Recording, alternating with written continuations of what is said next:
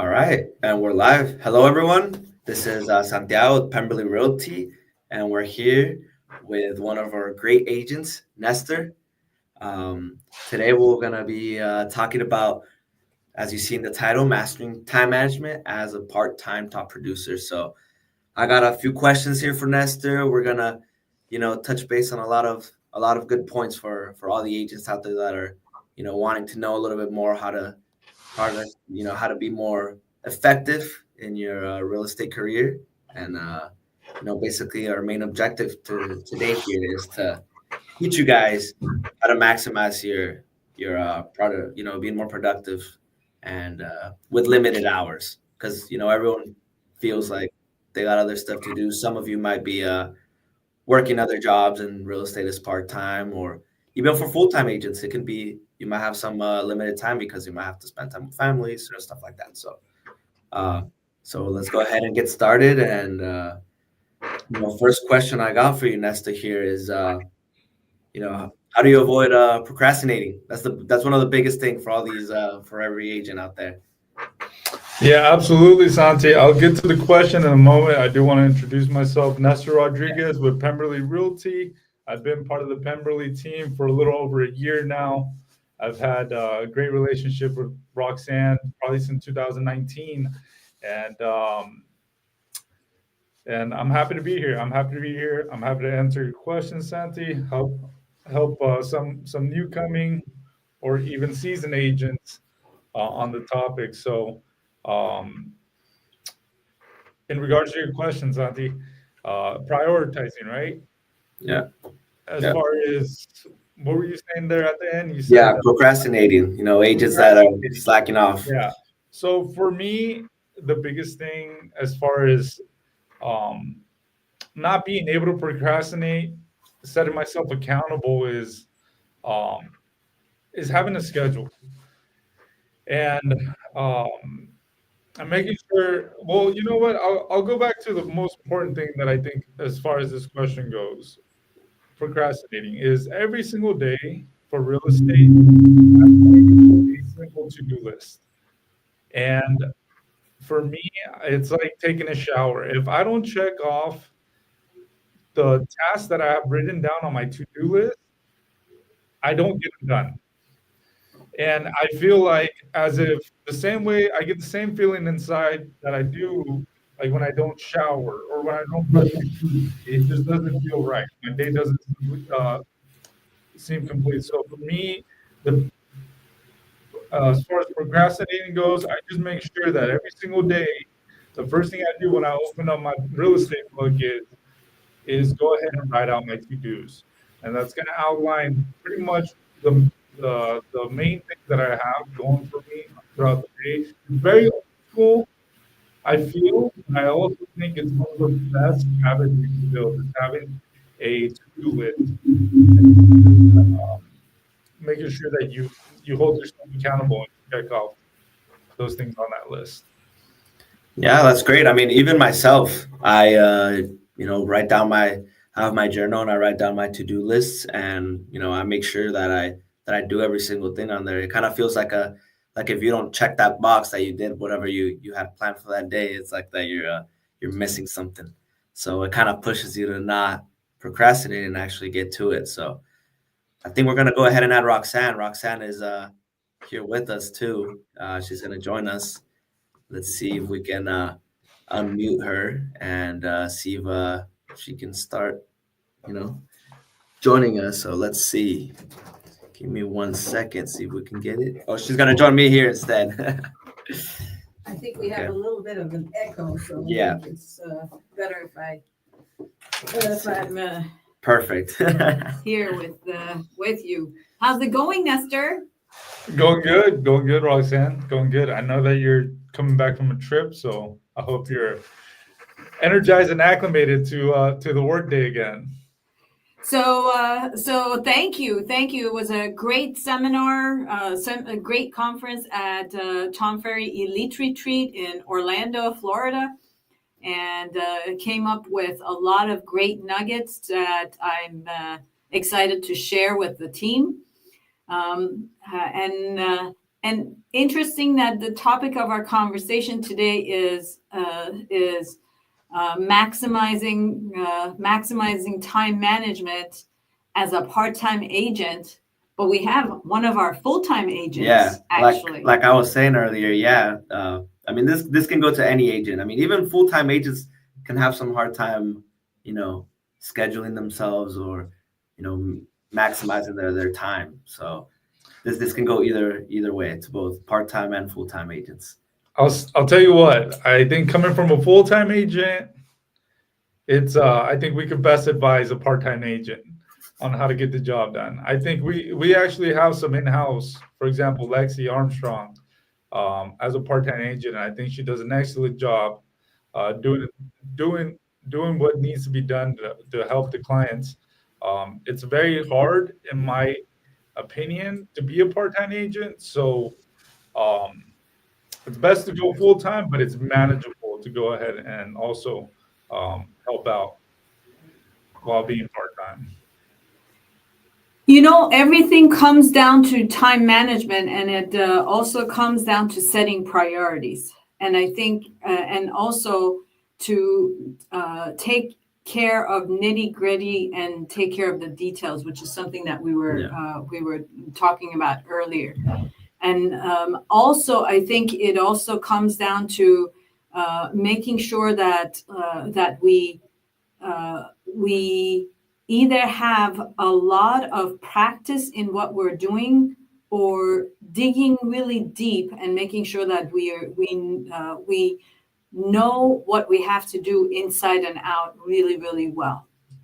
I think those skill sets really help to set the agent apart, and basically making sure that they are really successful. Because if you know something inside and out, then you don't need that much time spent actually doing it. Absolutely, I agree. I agree, and I think as a full time agent, it comes a little bit more natural once you've been in the business for a while. But as a part time, I would say make sure you have a calendar, make sure you have a planner, make sure that you're outlining your day, because it might not be so familiar for you if you're not doing it as a full time job. Mm-hmm, mm-hmm. What do you think about time blocking? In the beginning of my real estate career, Roxanne, I constantly heard about time blocking. I've been. It's great that you just went to the Tom Ferry event. I think Tom Ferry as an agent is kind of like um, our godfather in a way, right? And if you're in real, Mike Ferry is our godfather. yes, correct. Mike Ferry being his dad is our godfather. I remember I signed up with Mike Ferry coaching when I was pregnant with Alex, my son, who's now 21. And at that time, Mike was already established and was running a robust business. And I think he was like in business for something like 20 years. That then actually may even be longer, because I think was he was celebrating his 40th or 50th year in business this year or something. And Tom is the son, and I know I've been with Tom. I was actually looking back at my notes. I've been with Tom for 10 years, but he just celebrated 20 years in business, I think, last year. So we're talking a legacy of over 40, 50 years, but combined between the father and the son. Yeah, that's incredible. That's incredible. I think for me, I'm more familiar with Tom because I've been within that 10-year time frame, the last 10-year time frame. But regardless, let's just call it the Ferry family. I think if you were to have an outline on some of the things that they preach for agents, it's time blocking, you know. And as much as I've heard it in the business, I haven't been too I haven't been too inclined to time block until recently.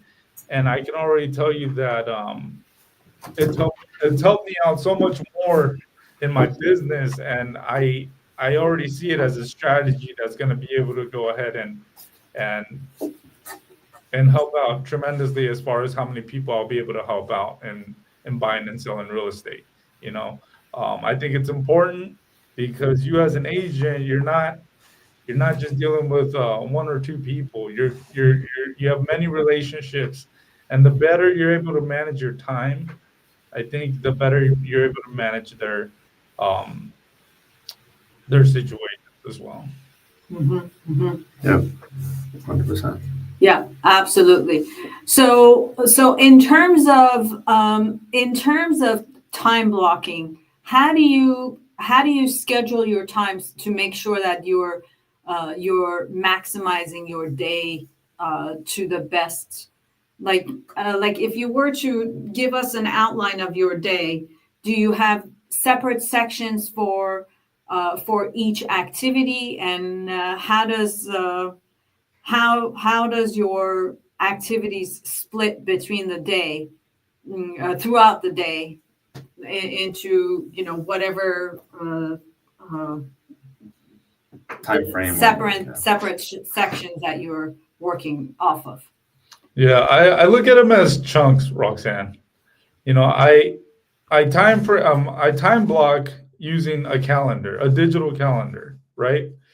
And that's one of the components that I use for my scheduling is one, my digital planner, or I mean my digital calendar, two, my planner, and three, my CRM. So with those three things, I'm able to really recognize what things I need to get done and how I need to get it done. But as far as time blocking goes, it's I have my day blocked out in hours and segments, right? And Hmm. it depends on the day. Every day for me, I have it so it's not repetitive, but at the same time, I go by what some would refer as to like the 80-20 rule, um, which is making sure that the 20% of activities that I do are going to produce 80% of the business or 80% of my income. So I make sure that regardless of my day of how it's broken down, that those 20% that the 20% of the activities that I'm doing are are the majority of my day, if that makes sense. So, for instance, there's two things that I keep in mind when it comes to real estate. Is one, your energy throughout the day, Hmm. right? I think all of us understand that in a typical day, you're only able to stay focused for so long. So I make sure that in the mornings when I wake up and I have my energy, I do a little exercise and I get the day going.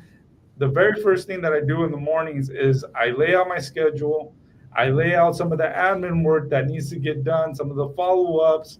I create the course of action for what I plan to do that day. And by 10 o'clock in the day until, let's say, lunchtime, I'm on the phone. I'm prospecting. I'm calling clients back. I'm dealing with work at hand. Again, I emphasize this. I think it's super important as agents is to make sure that you allocate some time for a break, to refresh. If you don't take the time and this is daily. I mean, you could break it down in weeks and months throughout the year, but it's very important to break it down also by day. If you don't take the time to take a break, especially from work, and get your mind off of work, then you become very sluggish without even noticing. Yeah. Your demeanor changes. All of a sudden, your energy changes. And in real estate, for us, the biggest thing is having good energy when you talk to people. Yeah. Otherwise, people don't want to work with you, or they don't feel the confidence that they need in this type of business. Um, so So I make sure that throughout the day I take breaks or I engage in other real estate activity that might not be so much as working, but learning or being proactive in my business, right? Um, setting things up for my systems or just doing tedious tasks that need to get done that are not going to be so much as so the same as the last task that I started my morning of. And then I like to end my day, my real estate day, being active again. That kind of energizes me Mm-hmm. to end the day strong. So by the end of the day, I pick up my more productive activities again. You know, calling my clients, calling my prospects, making sure the deals are getting done, making sure that everything's being taken care of. And by taking those breaks and allocating time to have those breaks, it just energizes my uh, it's like plugging yourself into the charger, right? You have energy again to finish the day strong. There was a study that was done that was saying if you're doing prospecting, the most productive is if you're prospecting from 8 to 10 in the morning, and then again from 4 to 6 in the afternoon. And that pretty much speaks to what you're talking about, to do 2 hours of prospecting in the morning and then to do 2 hours of prospecting in the afternoon. Now, when you're saying you're prospecting, what does your prospecting look like?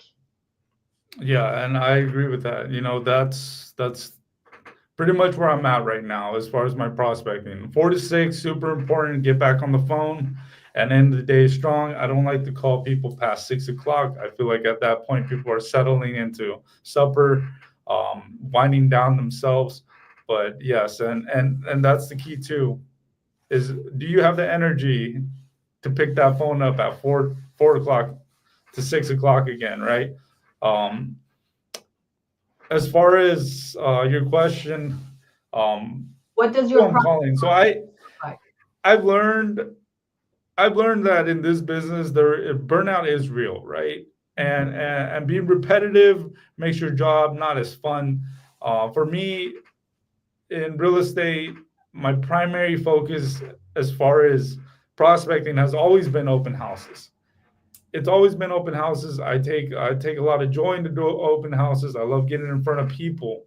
I think it's probably the funnest part for me is to meet new people and build relationships. But throughout the week, I have I have I have to create a system that allows me to be productive from Monday to Friday. Open houses Saturday and Sunday. This is an example of my week. Open houses Saturday, Sunday. Mondays, I do follow up on open houses. That's my primary focus that day is follow up on all my open house leads. Tuesday, I also do follow up on the same open houses that happen because a lot of the time when you make these phone calls or you're inputting all the information, getting everything set up in your systems, you notice that you're not able to touch everybody right away on that first phone call. So on Tuesdays, it's back to the previous weekend open house, and then if that gets done, then I go back to prospecting for old open houses, all my old open house leads. That's Yeah. usually how I end my Tuesdays. On Wednesdays, um, I do my title leads. So I have my title reps print out or give me a file of a certain area, for example, of leads that I want to or people that I want phone numbers from, right? So Mhm. title creates a list of phone numbers, and I have a script or a specific target that I'm going for. A good example is a unit that I just sold, right? I asked title, give me a list for that unit of all the people that live inside that same complex. That way I can start trying to build business off of that complex as a just sold script. Um, so I'll do that on Wednesdays. On Thursdays, it's Thursdays is my CRM. I go back to my CRM. I make sure that I'm touching base with everybody in my CRM, people that I have not connected with, people that I have connected with, a lot of follow up in my CRM. And on Fridays, I typically go back to my sphere. I think one of the biggest tips that I have, or a good tip that I have for prospecting for sphere, is call them on a Friday. You know, um, people love to make plans on Friday. People love to talk about their plans on Friday. And if you already know these people, they're the ones that are going to share they're the people that are going to be more open to talking with you as far as what their weekends looking like, what their plans are looking like, right?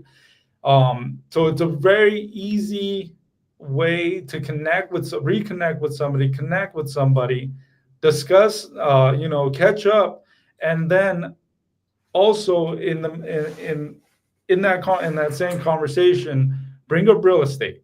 Remind them that you're doing real estate. Remind them that you're there to help them, with any of their needs, and also if they have any friends, that are looking for help, to go ahead and see if you're able to help their friends or family.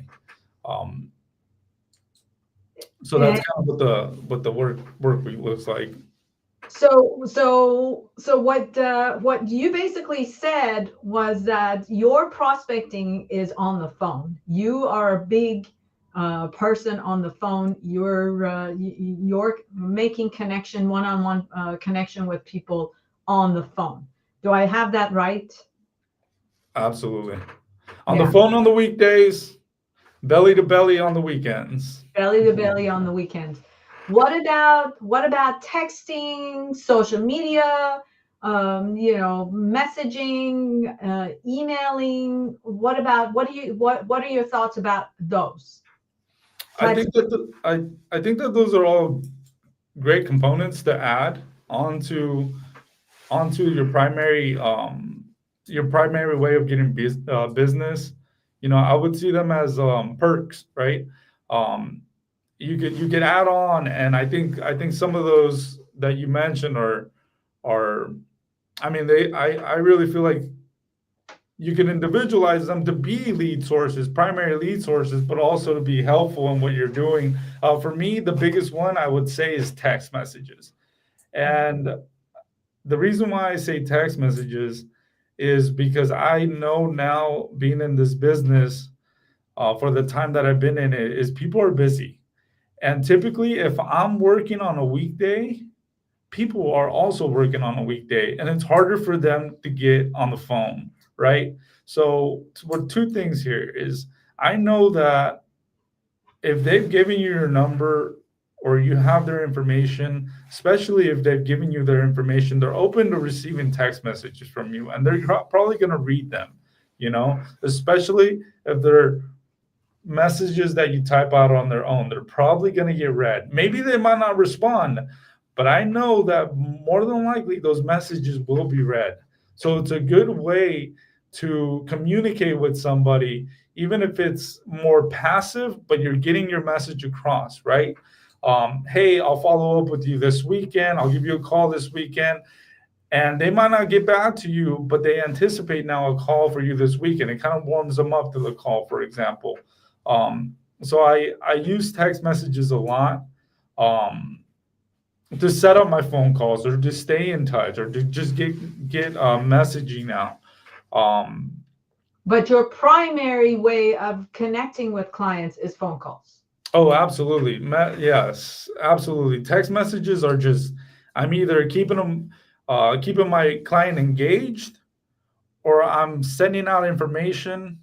I'm staying in communication. Like I said, even though they might not communicate with you back, you're Mm. staying in communication with them, and you really got to understand that, is that even if you're not getting a response, you're still there. It's keeping the oven warm. And it's helped me a lot in my business. Text messaging. Um, so Let me also ask you this, because we're about to wrap up. But what I wanted to ask you was, if there's one gadget that you couldn't live without, what would that be? cell phone. Ah. All right, excellent. Well, thank you so much for joining us today for this session. This was very, very helpful and informative. And audience, if you have any questions for Nestor, or if you would like to reach out to him, there's his cell phone number, and you can also reach him on his email address. So feel free to reach out. And if you are watching this on YouTube, we really appreciate it if you give us a 2 thumbs up, and also make sure that you subscribe to our channel. So as we're posting more of these interviews and this content, you're able to get more of them. And Nestor, thank you so much for joining us today. And we will see you at another session next time. Sounds good. All right, team. I'll see you later. Thanks everybody for watching. Thank you, Nestor. And okay, so we're gonna Okay, wrap it up, yep. and so before we wrap it up, I wanted to make sure that that you know who we are. So this is me, Roxanne, and of course my my co-host Santiago. And if you want to reach out to Santiago, there's his phone number. If you want to reach out to me, there is my phone number. And we both share an email. There is our email that you can reach us at, and our Instagram account. And of course, you can also reach us on Facebook, any of those places. Or if you're watching this on YouTube, we really appreciate, again, if you give us a 2 thumbs up and click on that subscribe button so that you can get more of our information coming your way. And remember, we sell real estate all throughout the United States, not just San Diego, but all throughout the United States. So give us a buzz if you have any questions, or if you're thinking of buying and selling, and we're really happy to be your real estate resource. And make it a great day. Bye, everyone.